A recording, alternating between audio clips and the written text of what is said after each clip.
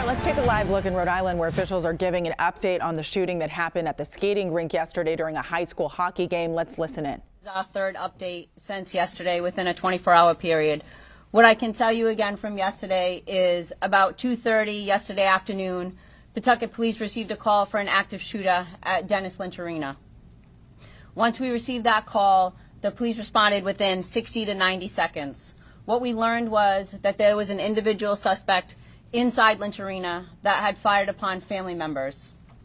What I can confirm now is that the suspect was Robert Dorgan. His date of birth is July 15th of 1969.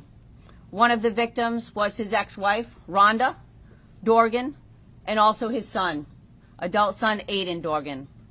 Rhonda succumbed to her injuries on scene at Lynch Arena, and the son Aiden succumbed to his injuries after being transported to the hospital. We have three other individuals, Linda Dorgan and Gerald Dorgan, which are the parents of Rhonda. They are at the hospital now.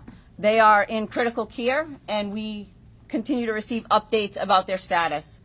The final victim was Thomas Geruso. He is a family friend of the family, and he is also in critical care at the hospital, and we continue to monitor his progress.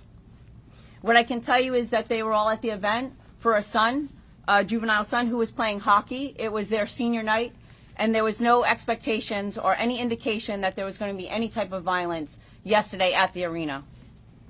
I can tell you that individuals on site, several bystanders, I would say that probably whether they have been family or friends of the individuals playing hockey, stepped in. They intervened, and at least 3 bystanders were able to circum the suspect. At that time, the suspect did reach for a second firearm, and he did inflict a self-inflicted gunshot wound, which is what he succumbed to on scene. I can tell you that there were first responders on scene outside of Pawtucket, several nurses, several firefighters, and they also rendered aid to the victims until fire personnel responded. Once police responded, obviously we were met with a tremendous amount of people exiting the arena. We were able to make entry, and we also rendered aid to those individuals until they could be transported to the hospital. Central Falls Rescue and Pawtucket Rescue responded, and they also rendered aid.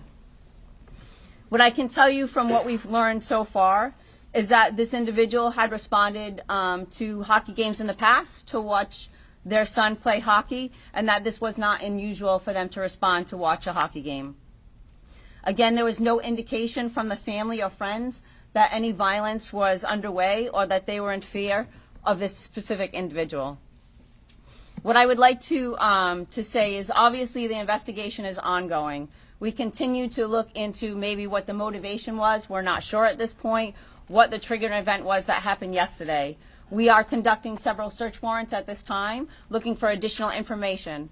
We have reviewed several videos, both internally because it was a sporting event, so LiveBond was streaming that event for the families.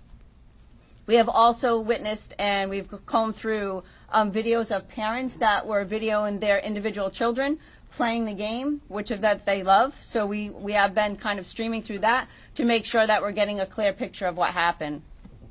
We ask that any video that may not have been forwarded to us is forwarded to the police department. We also ask that information that's coming out only come out through, obviously, the Pawtucket Police Department in the city of Pawtucket.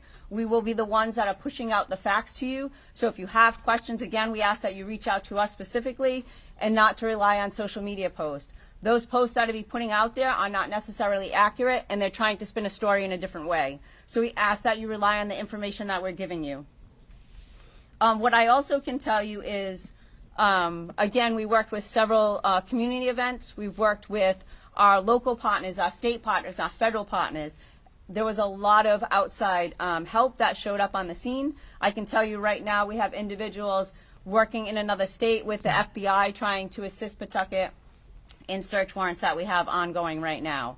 As for any further updates, as we get additional information, as things come about, if we get any more videos or things that we can comb over, we were going to push out that information just like we did yesterday. As we get more information, we would like to share it with you, and then that way, you know, you have the story as it's unfolding.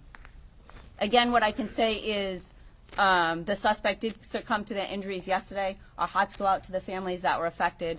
obviously the children that were on the ice. This was All right, you have been listening to a live update from Pawtucket, Rhode Island about the fatal shooting that happened at a hockey rink, and she mentioned this was a family dispute. 2 people were killed. The police chief says that they are conducting multiple search warrants at the moment. We will continue to monitor those developments. They do plan to release more information soon.